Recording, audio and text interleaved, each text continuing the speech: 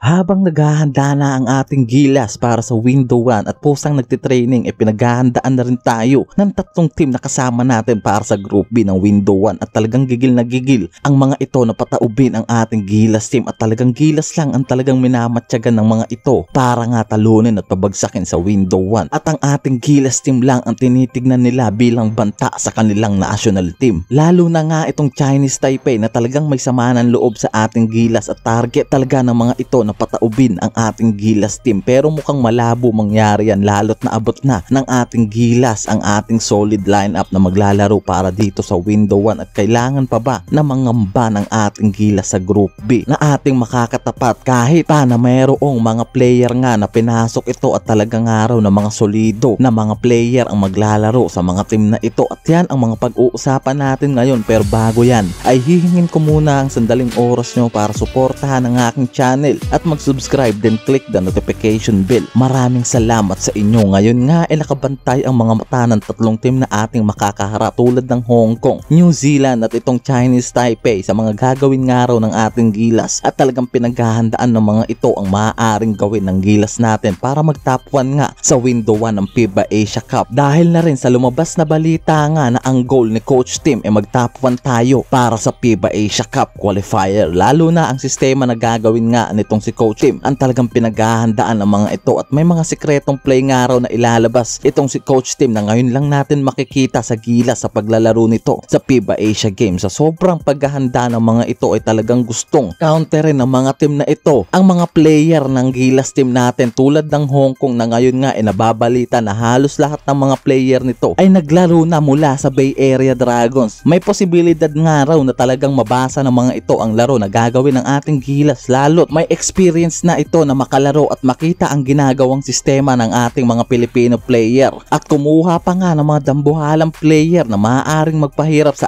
ating sentro. Although meron tayong Kaiju at Junmar Pajardo sa ilalim pero posible na mahirapan pa rin ang mga yan dahil hindi rin biro ang mga player na to na kinuha ng Hong Kong unless na talagang gumana ang ating mga shooting guard na maaasahan sa labas tulad nila KQ at Perez at depensa ni Chris Newsom. Basic na nga lang talaga para manalo tayo sa team na yan. Bukod nga sa nababalita nga ngayon na nag-backout na ang ilang mga player sa team ng Chinese Taipei, maglalaro pa nga rin daw dito ang tatlong team na maaaring banta sa mga team na kanilang makakatapat at mas pinaghahandaan nga raw ng Chinese Taipei ang ating Gilas Pilipinas team na maaaring tinitignan ng mga ito bilang isa sa mga banta sa Group B ng kanilang team. May mga nadismaya nga sa bagong roster na inilabas ngayon ng Chinese Taipei pero kailangan pa rin ito pagandaan ng ating Gilas team dahil nandyan ang mga player na ito tulad nila Mohamed Al-Bakir na isa sa mga halimaw na player sa T1 League at itong si Will Artino na isang veteranong sentro na ngayon nga ay talagang banta para dito sa ilalim kay Kaiju at kay Junmar Pajardo at talagang pahihirapan nga raw nito ang ibang mga team na kanilang makakatapat although wala na nilabas na balita about dito sa player na si Jeremy Lin kung maglalaro nga ito sa national team ng Chinese Taipei pero wala nang balita ang nilabas dito. Pero hindi pa rin tayo dapat maging kampante sa team ng Chinese Taipei at ang New Zealand nga na ngayon nga mukhang kumpiyansa rin sa kanilang solidong lineup at maaaring itong araw ang team na magpapahirap sa